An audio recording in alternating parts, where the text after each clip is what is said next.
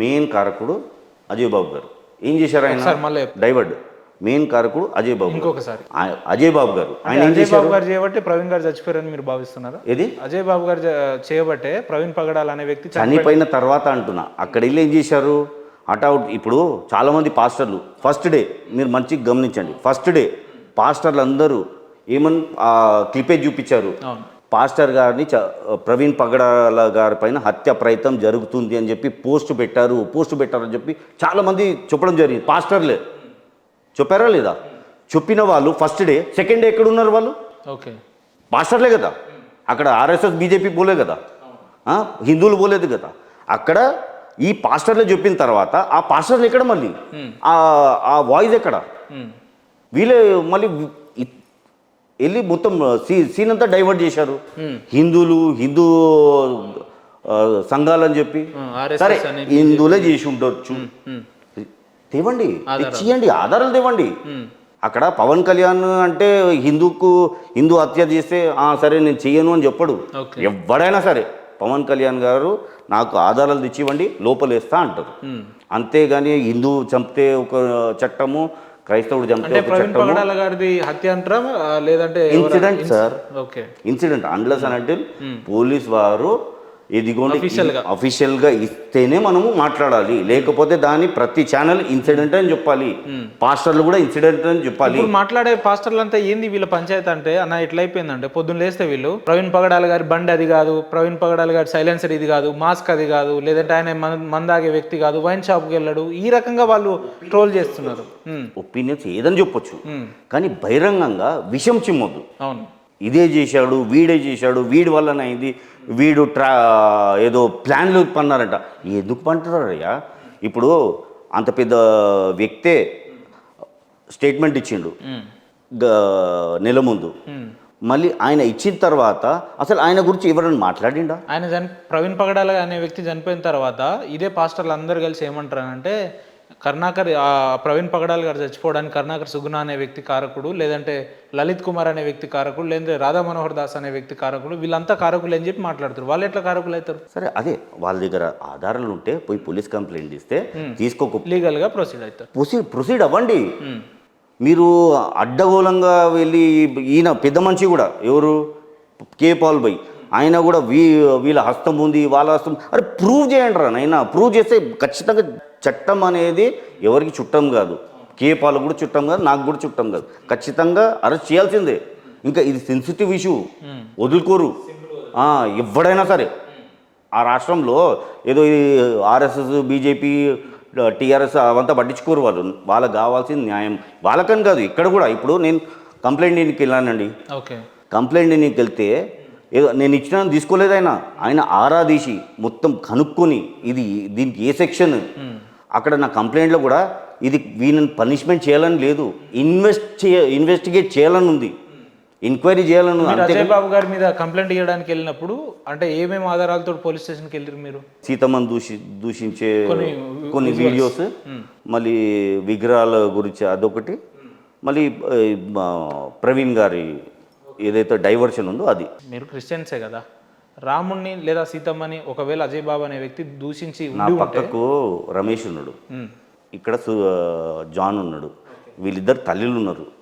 వాళ్ళిద్దరు తల్లిని అనుకోండి, హ్యాండిక్యాప్ అనుకోండి, వీళ్ళిద్దరు తల్లిని ఇక్కడ ఎవరో ఒక అతను తిడుతున్నాడు.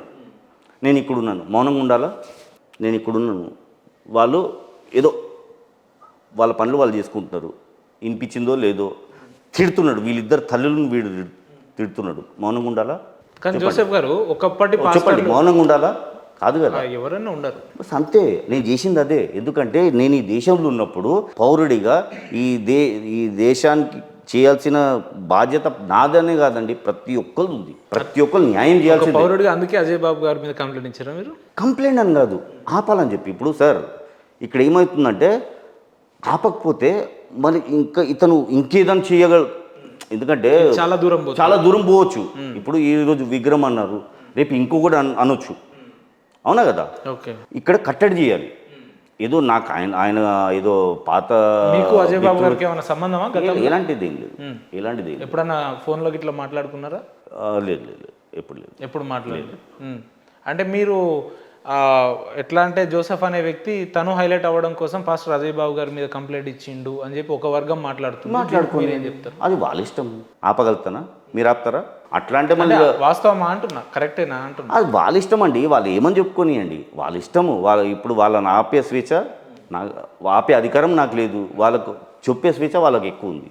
ఎప్పుడన్నా మీకు ఆలోచన రాలేదా, నేను కంప్లైంట్ ఇచ్చి లేదంటే ఈయనని లీగల్గా ప్రొసీడ్ అవ్వడం కంటే ఒకసారి అజయ్ బాబు అనే వ్యక్తి దగ్గరికి నేను డైరెక్ట్ వెళ్ళి కలిసి మరి బ్రదర్ మీరు ఇలా చేయడం కరెక్ట్ కాదని అనుంటే బాగుండునేమో, ఆ రకమైన ఆలోచనలు మీకు ఎప్పుడు రాలేదా? సార్ ఇప్పుడు మనిషి ఒక పీక్లు ఉన్నాడు, ఎక్స్ట్రీమ్లు ఉన్నారు, చేయలేము, కష్టం. ఎందుకంటే ఇక్కడ ఇతనే కాదు, మొత్తం సిస్టమ్ ఇదైపోయింది అనమాట, కొలాప్స్ అయ్యే స్టేజ్కి వచ్చింది. అయితే ఇది ఒక చిన్న ప్రయత్నం.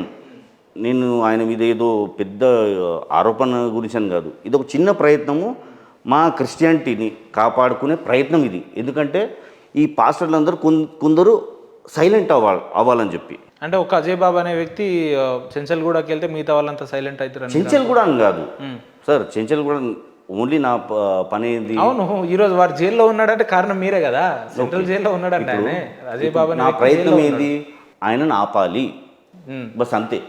అంటే నేను ఒక్క అజయ్ బాబుని జైల్లో పంపిస్తే మిగతా పాస్టర్లు మారుతారని మీరు ఎట్లా అనుకుంటున్నారు? ఖచ్చితంగా మారుతారు. ఇప్పుడు చూడండి, వారంకు ముందు ఉన్న స్టేట్మెంట్స్ చూడండి, ఇప్పటి బైట్స్ చూడండి. ఇప్పుడు ఎవరైనా చెప్తున్నారా ఊచకోతలు లేదా కన్నెర్ర చేస్తాను, లేరు, వాళ్ళు లేరు, సైలెంట్ ఉన్నారు. చెప్పండి ఇప్పుడు ఎవడన్నా బయటకు వస్తారా రోడ్ల మీద?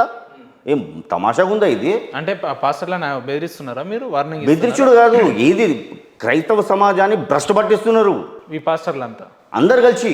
ఎందుకు మీ సమాజ బాగు కోసమే వాళ్ళు పనిచేస్తున్నాం అని అంటారు, పొద్దున్న లేస్తే మళ్ళీ ఏ రకంగా భ్రష్టు పట్టిస్తుంది? ఇది సమాజాన్ని బాగు చేయడమా? రోడ్ల మీదకి వస్తే మీకు న్యాయం కావాలంటే మోకరించండి, మీకు న్యాయం కావాలంటే మోకరించండి, మీతో పాటు మేము కూడా వస్తాం. పైవాడు ఉన్నాడు కదా, నమ్మకం ఉందా వాళ్ళకు? ఓకే, నమ్మకం ఉందా పాస్టర్లకు? ఉంటుందని వాళ్ళు చెప్తారు. ఉంటుంది అన్నప్పుడు మోకరించి ప్రార్థించండి. ఎవరైతే దుండగుడు ఒకవేళ చంపి ఉంటే దేవుడా వాణ్ణి శిక్షించు, వాణ్ణి ముందు పెట్టు అని చెప్పి ప్రార్థన చేయండి, ఖచ్చితంగా అవుతుంది.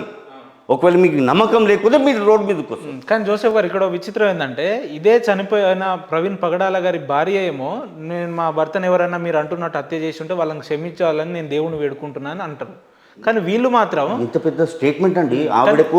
ఆవిడ పాదాభినందన చేస్తాను నేను. ఎందుకంటే సార్ ఆవిడ ఏం కోరుకుంటుంది, law and order situation control ఉండాలని చెప్పి. ఓకే, ఒక మనిషి చనిపోయాడు, ఆ చనిపోయిన మనిషి గురించి మళ్ళీ రాలేడు, మనం ఎంత గించుకున్నా రాలేడు. అయితే నాకేం కావాలి, పీస్ అండ్ హార్మనీ అన్నదా ఆవిడ. చాలా పెద్ద మాట అండి. ఒక భర్తను కోల్పోయిన స్త్రీ చెప్పడం అంటే చిన్న మామూలు విషయం కాదు. అంత దుఃఖంలో ఉండి కూడా దీన్ని ఇంకా మీరు పెద్దగా చేయకండి. 2 పిల్లలను పాపలు అనుకుంటా, వాళ్ళు కూడా ఎంత సున్నితంగా ఉన్నారండి. వాళ్ళని చూస్తే బాధ అనిపించింది.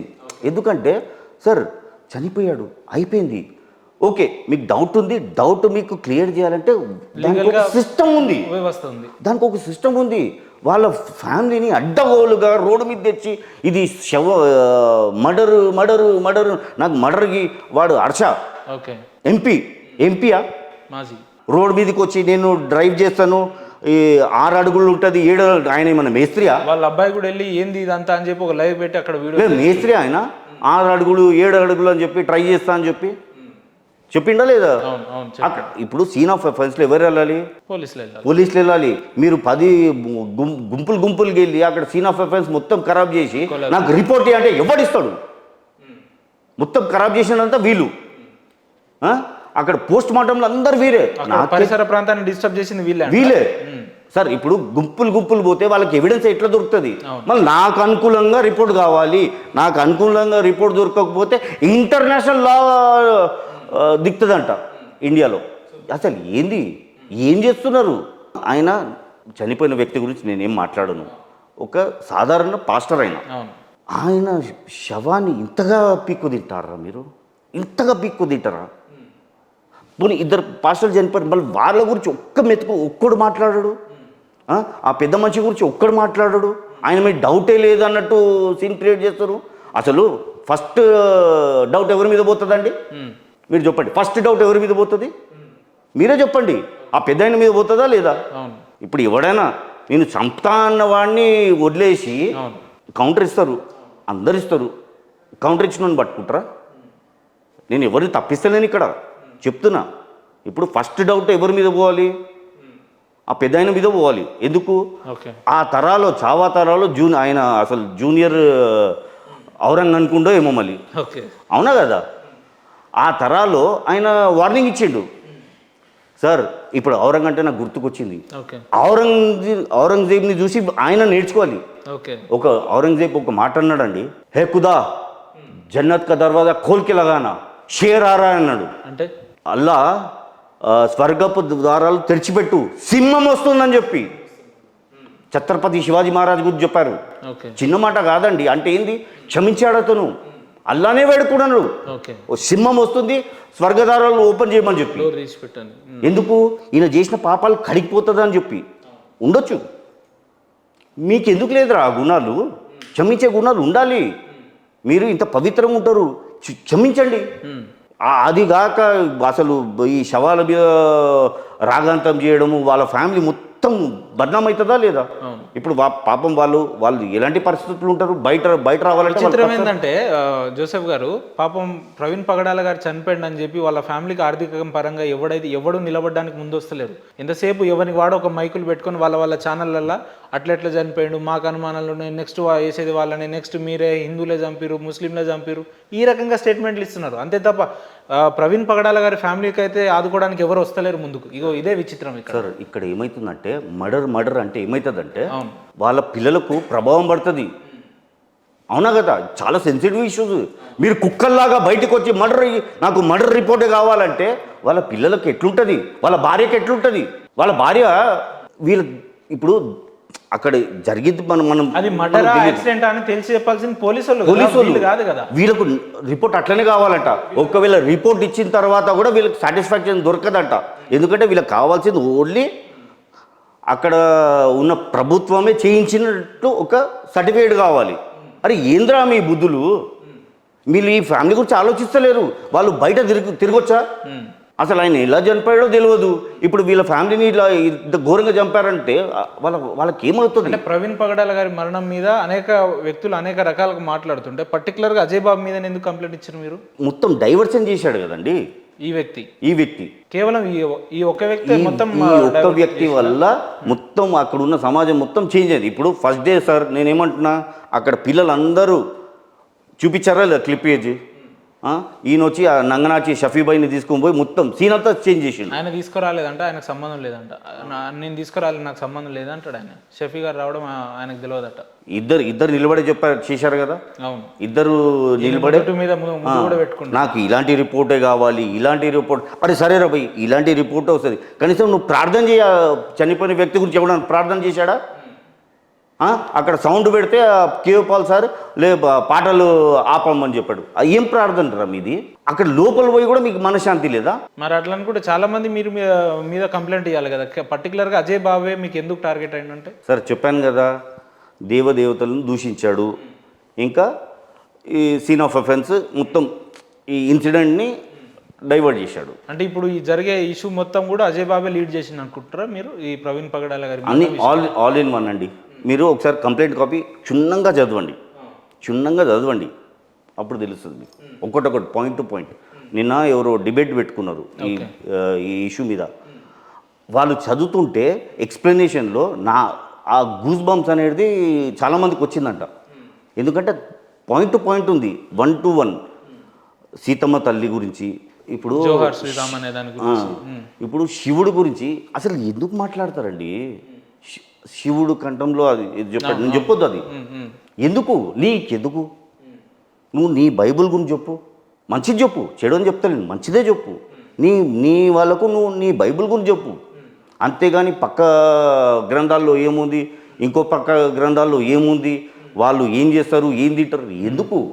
నేను రిక్వెస్ట్ చేసేది ప్రతి మీరు ఒక మాట అన్నారు, వీళ్ళందరూ కలిసి క్రైస్తవాన్ని భ్రష్టు పట్టిస్తున్నారు క్రిస్టియానిటీని అన్నారు కదా. సమాజంలో తలంచుకునే పరిస్థితి వచ్చిందండి. అవునా కదా? అంటే కేవలం అజయ్ బాబు గారు చేసే పనితోటే తలదించుకునే పని వచ్చిందా? మరి అమ్మ తేజ లాంటి వ్యక్తులు అరటిపండు ఇస్తే పిల్లలు పుడతారని చెప్పి, లేదంటే హోమ్ టచ్ అంటాడు కదా, మరి ఆ వ్యక్తులు ఏమనాలి? పాస్టర్స్లలో ఒక మీటింగ్లు పెట్టుకుని ఫంక్షన్లలో ఏమో హెల్త్ ఇష్యూ ఉంది నీకు, రైట్, నీకు ఏసఐ ఒక హోమ్ టచ్ అంటాడు కదా, మరి దాన్ని ఏమంటారు? అసలు మరి వీళ్ళ మీద ఎందుకు కంప్లైంట్ చేయలేదు? అదే ఇది వీళ్ళు డ్రామా, ఇది డ్రామా అయినా ఆ ఎఫెక్ట్ ఎవరి మీద కనిపిస్తుంది? క్రిస్టియానిటీ మీదనే కనిపిస్తుంది. ఇది డ్రామా, ఇది వీళ్ళు పబ్బం గడుపుకోవడానికి ఒక డ్రామా. ఇప్పుడు ఓం తూ తుష్ అన్నారు అంటే ఆమె అనగానే ఒకటేసారి కొట్టుకుంటారు. అదే అంటున్నా కదా. ఇప్పుడు ఏదో క్యాన్సర్లు క్యూర్ అవుతుందంట, ఏదేదో. అవును అవును, మళ్ళీ కిడ్నీలో రాళ్ళు వెళ్ళిపోతాయి, క్యాన్సర్లు వెళ్ళిపోతాయి, ఎయిడ్స్ వ్యాధి తగ్గిపోతుంది, లేదంటే 2 కాళ్ళు 10 ఏళ్ళ నుంచి నడవాడు ఆ వ్యక్తి, ఆయన గలవంగానే ఆమెను అంటాడు, హోమ్ తుచ్ అంటాడు. మరి హాస్పిటల్ అంతా బంద్ చేసి 100 మీటర్లు స్ప్రింట్ కొడతాడు. మరి అపోలో హాస్పిటల్, గాంధీ హాస్పిటల్ అంతా ఒక ఇది చేసి అంటే వీళ్ళందరూ క్రిస్టియానిటీని చెడు పేరు తీసుకొచ్చి చేస్తారు కదా. మరి ఆ రకంగా క్రిస్టియానిటీ చెడు పేరు వస్తే మీరు తట్టుకోలేని వ్యక్తి అజయ్ బాబు గారి మీద కాకుండా ఇటువంటి వ్యక్తుల మీద కూడా కంప్లైంట్ ఖచ్చితంగా ఎప్పుడు కంప్లైంట్ కాదు. ఇప్పుడు వీళ్ళకు బుద్ధి వస్తుంది. ఇప్పుడు వీళ్ళు చేయరు. మీరు చూడండి, ఖచ్చితంగా ఇలాంటి మంత్రాలు చేయరు వీళ్ళు రోడ్ల మీదకి వచ్చి, ఆ స్టేజ్ల మీద. భవిష్యత్తులో ఇటువంటి మీరు చూడండి, పునరావృతం కావంటారా? ఖచ్చితంగా కాదు. ఇది కాదు, ఇప్పటి నుంచి ఏ చర్చిల్లో కానీ ఏ మందిరాల్లో కానీ వాళ్ళు ఇతర మతాల గురించి బోధించాలంటే పచ్చారు ఆలోచించాలి. ఇప్పుడు అమ్మ తేజ పెద్ద దొంగ లంగా అని ఇంకొక పాస్టర్ అంటాడు, అదే అమ్మ తేజ దగ్గర పోతే వాడే పెద్ద దొంగలంగా అని ఇంకొక పాస్టర్ అంటాడు. ఇదే అజయ్ బాబు గురించి చెప్తే వాడు నిన్నటిదాకా రేకుల షెడ్ కింద చేసిన వీడియోలు ఈరోజు 4-5 బిల్డింగ్లు పెట్టుకుని వాడు కూడా కమర్షియల్ అన్నాడు. జాన్ పాల్ దగ్గర పోతే ఆయన కూడా అట్లే అంటాడు. విజయ్ ప్రకాష్ అంటే ఆయన ఎవరు మంచోళ్ళు? పాస్టర్స్ అనే వ్యక్తులు, వీళ్ళని ఎవడు పాస్టరు, ఎవడు బోధించే వ్యక్తులు, బైబిల్ గురించి క్షుణ్ణంగా తెలిసిన వ్యక్తి ఎవరిని నమ్మాలి? ఫస్ట్ భక్తులు కూడా చేంజ్ అవ్వాలి, భక్తులు కూడా తెలుసుకోవాలి మనం ఎక్కడ పోతున్నాం, ఏం నేర్చుకుంటున్నాం. ఓకే, ఇప్పుడు నీకు బైబిల్ ఇష్టము, నీకు క్రైస్తవం ఇష్టము, నువ్వు పాటించు. కానీ వాళ్ళు చెప్పాలి, కేవలం నేను నీ ప్రార్థన స్థలానికి వచ్చినప్పుడు ఈ మతం గురించి చెప్పు, ఈ మతం గురించి బోధించు, నాకు ఇతర మతం గురించి చెప్పకు రా అని చెప్పి చెప్పు తీసి కొట్టు.